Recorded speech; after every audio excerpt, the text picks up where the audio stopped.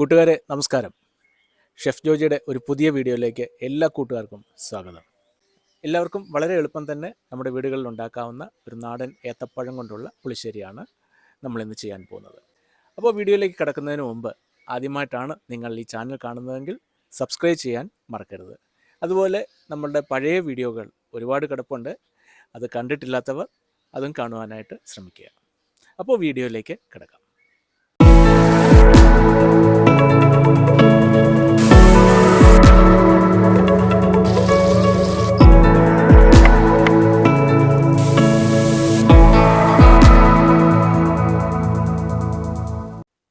ഏത്തപ്പഴം പുളിശ്ശേരിക്കായിട്ട് ഒരു പഴം മുഴുവനെ കട്ട് ചെയ്തെടുത്തു.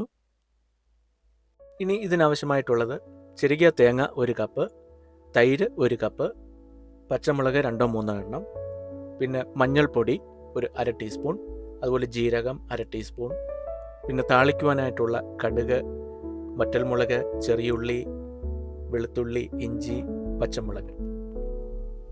ഇനി പുളിശ്ശേരി തയ്യാറാക്കുവാനായിട്ടൊരു പാത്രം എടുക്കാം. അതിലേക്ക് നമ്മൾ കട്ട് ചെയ്ത് വെച്ചിരിക്കുന്ന പഴവും അതുപോലെ പച്ചമുളകും ഒരു 1/2 ടീസ്പൂൺ മഞ്ഞൾപ്പൊടിയും ആവശ്യത്തിന് ഉപ്പും ചേർക്കാം. അതിലേക്ക് ഒരല്പം വെള്ളം ചേർത്ത് അത് വേകുവാനായി വെക്കാം. ഇനി ഇത് വേകുന്ന സമയത്ത് തന്നെ ചെറിയ മിക്സിയുടെ ജാറിലേക്ക് തേങ്ങ എടുക്കാം. അതിലേക്ക് 1/2 ടീസ്പൂൺ ജീരകവും ചേർത്ത് അത് നന്നായി അരച്ചെടുക്കാം. ഇപ്പോൾ പഴം നന്നായി വെന്ത് വന്നിട്ടുണ്ട്. അതിലേക്ക് നമ്മൾ അരച്ചു വെച്ചിരിക്കുന്ന തേങ്ങ ചേർത്ത് കൊടുക്കാം.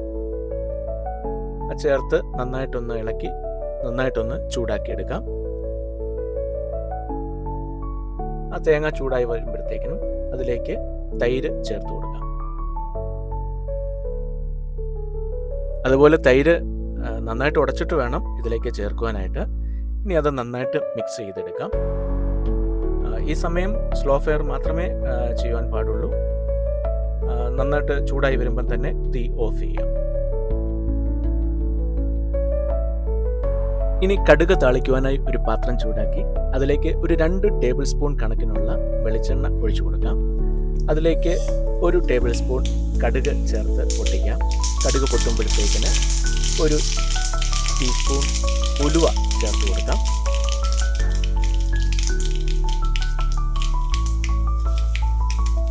ഇനി അതിലേക്ക് ഒരു 2 വറ്റൽമുളക് കീറിയിട്ട് കൊടുക്കാം.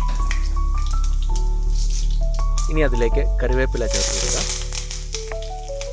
കറിവേപ്പിലയും മൂത്ത് വരുമ്പോഴത്തേക്കിന് അതിലേക്ക് ഒരു 1/2 ടീസ്പൂൺ ഇഞ്ചിയും 1/2 ടീസ്പൂൺ വെളുത്തുള്ളി ചെറുതായിട്ട് അരിഞ്ഞ് ചേർത്ത് നന്നായിട്ട് മിക്സ് ചെയ്തെടുക്കാം.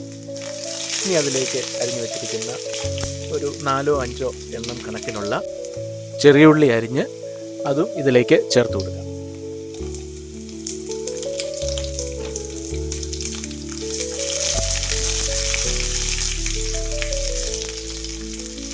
ഈ സമയത്ത് തന്നെ തീ ഓഫ് ചെയ്ത് കൊടുക്കാം. അല്പം ചൂടാറിയതിന് ശേഷം പുളിശ്ശേരിയിലേക്ക് ചേർക്കുന്നതായിരിക്കും നല്ലത്, അല്ലെങ്കിൽ തൈര് പിരിഞ്ഞു പോകാനായിട്ട് സാധ്യതയുണ്ട്. ഇനി ഇത് നമുക്ക് പുളിശ്ശേരിയിൽ ചേർത്ത് കൊടുക്കാം. താളിപ്പ് ചേർത്ത ഉടനെ ഒരു 1/2 മിനിറ്റ് നേരം ഇതുപോലെ അടച്ചു വെക്കുന്നത് നല്ലതായിരിക്കും. അതിനുശേഷം ഇത് തുറന്ന് നന്നായിട്ട് മിക്സ് ചെയ്തെടുക്കാം. ഇപ്പോൾ ഒരു തനി നാടൻ ഏത്തപ്പഴം പുളിശ്ശേരി ഇവിടെ തയ്യാറായി കഴിഞ്ഞു. എല്ലാവർക്കും വളരെ എളുപ്പം തന്നെ ചെയ്യാവുന്ന ഒരു ഡിഷാണിത്. വളരെ ടേസ്റ്റിയാണ്.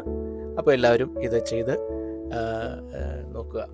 അപ്പോൾ ഈ വീഡിയോ എല്ലാവർക്കും ഇഷ്ടപ്പെട്ടു എന്ന് കരുതുന്നു. അപ്പോൾ ഇഷ്ടപ്പെട്ടവർ ലൈക്ക് ചെയ്യാനും കമൻറ്റ് ചെയ്യാനും ഷെയർ ചെയ്യാനും മറക്കരുത്. അപ്പോൾ പുതിയൊരു വീഡിയോയുമായി ഉടൻ തന്നെ നിങ്ങളുടെ മുമ്പിൽ എത്തുന്നതായിരിക്കും.